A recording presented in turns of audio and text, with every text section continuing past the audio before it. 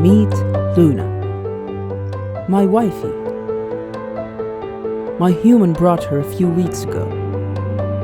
She was very scared at first, but we got along eventually. I love her. I love how she walks,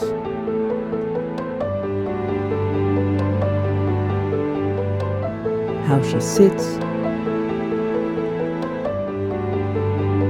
how she jumps. I love how she looks at me, no matter what I'm doing.